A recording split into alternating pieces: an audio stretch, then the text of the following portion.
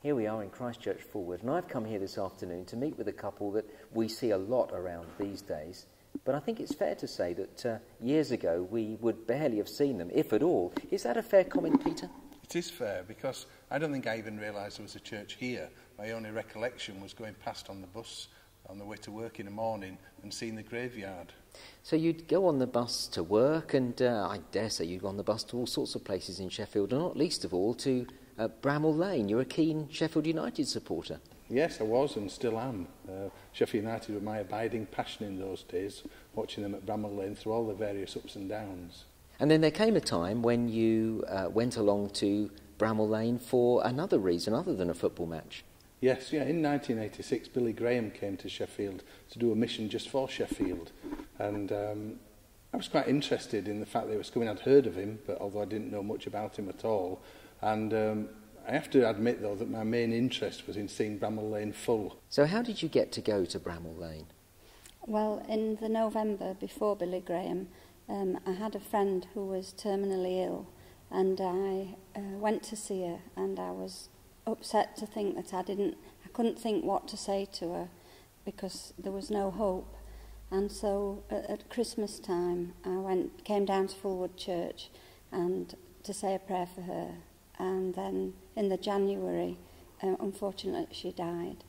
I did meet a lady called Sue Walton at the school gates, and we became firm friends, and she invited me to something at the church, a young wives meeting.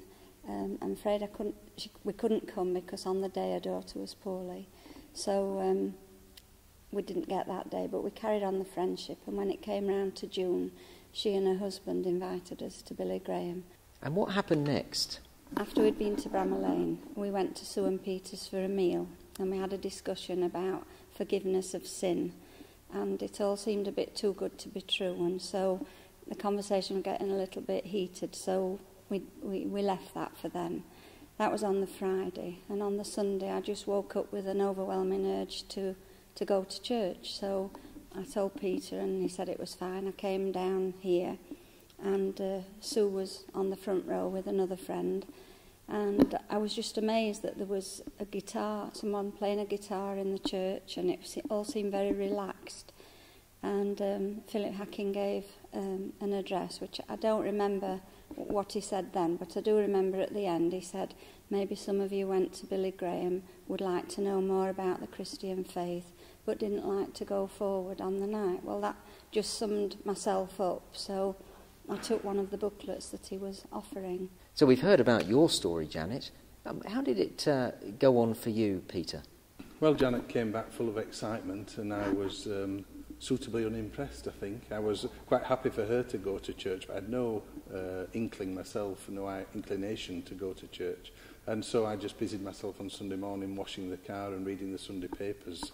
I have to say that washing the car wasn't something I normally did, but it seemed a good idea at the time. And this went on for about 6 months.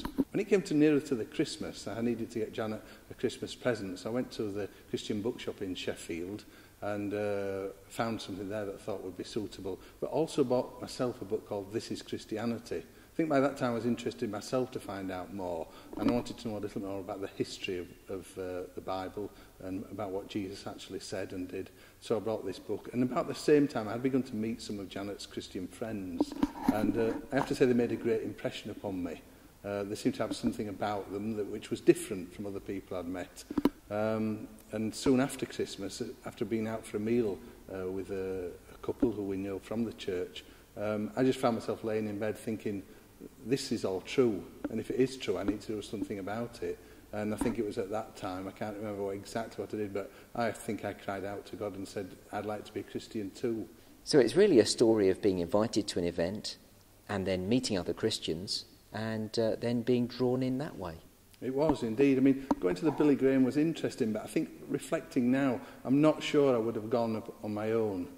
And I think the invitation from Sue and Peter Walton to go with them made all the difference. And likewise for Janet, I think coming to church on the Sunday morning, knowing that there'd be people there that she knew, was the thing that made the difference.